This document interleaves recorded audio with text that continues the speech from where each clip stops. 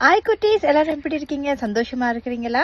இன்னொரு புதிய நாள்ல அக்காவங்களை சந்திக்க வந்திருக்கேன். ஒரு அழகிய நாள் தானே. அம்மா கடவுள் படைச்சு எங்களுக்கு இந்த உலகத்தை அவ்வளவு அழகா தந்திருக்காரு. அது போல ஒவ்வொரு நாளும் எங்களுக்கு ஒவ்வொரு விதமா இருக்கும். சில நேரம் நல்லதா இருக்கும், கெட்டதா இருக்கும், ஒரு வித்தியாசமா இருக்கும். அது புதிய ஒரு உணர்வா இருக்கும் தானே குட்டீஸ். ஓகே, நாங்க இன்னைக்கு பார்க்க போறோம், படைப்பை பேணவும் காக்கவும் அழைக்கப்பட்டிருக்கோம். ஆமா, கடவுள் இந்த உலகத்தை 6 நாள்ல படைச்சு, 5 நாள்னு சொல்லலாம். 5 நாள், 6வது நாள் மனித ஆதாமே ஏவாளையும் படைச்சாரு. 6 நாள் இந்த உலகத்தை படைச்சு 7ஆம் நாள் ஓய்ந்திருந்தாரு. அப்ப கடவுள் இந்த ஆதாமும் ஏவாளுக்கும் சொல்றாரு ஒரு வசனம். அந்த வசனத்தை முதலாவது பார்ப்போம். தொடக்க நூல் 2ஆம் அதிகாரம் 15ஆம் வசனம். தொடக்க நூல் 2ஆம் அதிகாரம் 15ஆம் வசனம். ஏதேன் தோட்டத்தை பண்படுத்தவும் பாதுகாக்கவும் ஆண்டவராகிய கடவுள் மனிதனை அங்கு கொண்டு குடியிருக்க செய்தார். பாருங்க, ஏதேன் தோட்டம். ஆமா, அந்த தோட்டத்தை தான் பாருங்க கடவுள் அவ்வளவு அழகான மரங்கள், கனிகள், பூக்கள், பழங்கள் எல்லாமே கொடுத்தாரு தானே. அது போல இந்த மனிதரையும் கொடுத்து சொன்னாங்க, ஒவ்வொரு மிருகங்களுக்கும் பெயர் வைக்க சொல்லி அதை பாதுகாக்க சொல்லி கொடுத்திருக்காரு. பாருங்க, இந்த வசனத்துல தோட்டத்தை பண்படுத்தவும் பாதுகாக்கவும் சொல்லிருக்கு. எங்கட வீட்லயே ஒரு சின்ன தோட்டம் ஒன்று இருக்கு. அதுல என்ன பண்ணுவாங்கன்னா, எங்கட மாமா மாமி விதைகள் போடுவாங்க. இப்போ ஒரு மாதத்துக்கு முதலே விதைகள் போட தொடங்க. அதாவது இங்க பனி காலம், வெயில் காலம், அப்படி இலையுதிர் காலம், அப்படி 4 காலங்களும் இருக்கா. அப்ப பனிக்காலம் முடிஞ்சு இப்ப கொஞ்சம் மழை பெஞ்சிட்டு இப்ப வெயில் அடிக்க தொடங்கி இருக்கு. அப்ப என்ன பண்ணுவாங்கன்னா, இவங்க விதைகள் போடுறது, இல்லாட்டி கிழங்குன முளைச்ச கிழங்கு இருக்கு, அதை பயிரிட தொடங்குற காலம் தான் இது. இப்ப போடும்போது இப்ப பூக்கள் எல்லாம் அழகா வந்திருக்கும். வேற பாருங்க, புட்கள் எல்லாம், மரங்கள் எல்லாம் நல்லா பச்சை பசேல்னு இருக்கும், பார்க்கவே அழகா இருக்கும் குட்டி. சரியா? இது என்னன்னா, முக்கியமா இப்ப இங்க சில இடங்கள்ல பழங்களை எடுத்து அதை சும்மா சில இடங்களை ஃப்ரீயா வச்சிருப்பாங்க, சும்மா எடுக்கிற மாதிரி பெற்றுக்கொள்ள.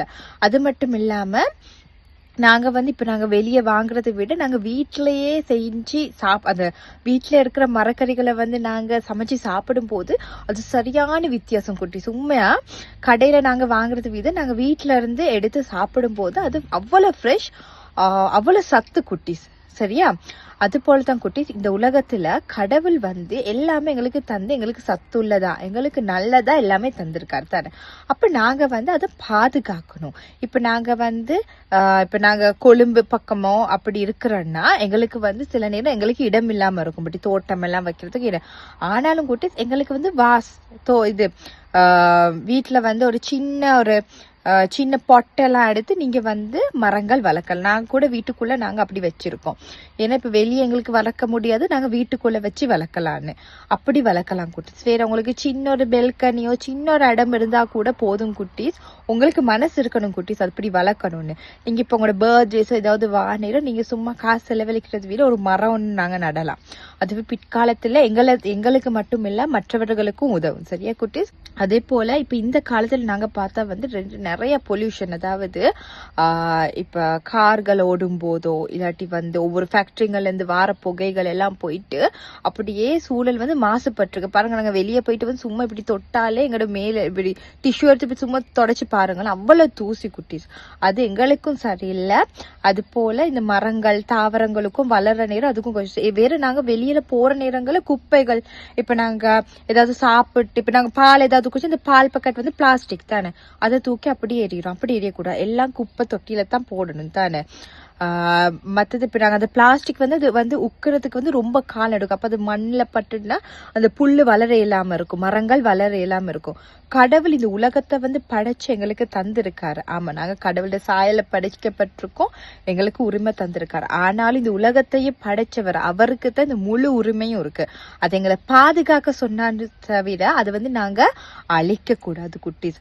பாருங்க, நாங்க தண்ணி சில நேரம் சும்மா வேஸ்ட் பண்ணுவோம் தானே. சிலவங்க தண்ணி இல்லாம இருக்காங்க, கரண்ட் இல்லாம இருக்காங்க, சும்மா லைட்டை போட்டு நாங்க போறதா இருக்கும் தானே. இல்ல குட்டீஸ், நாங்க பாக்கணும், தேவையான நேரம் லைட்டை போட்டு, இல்லாட்டி வெயில் எங்களுக்கு அந்த வெளிச்சம் அதே போதுமே தானே.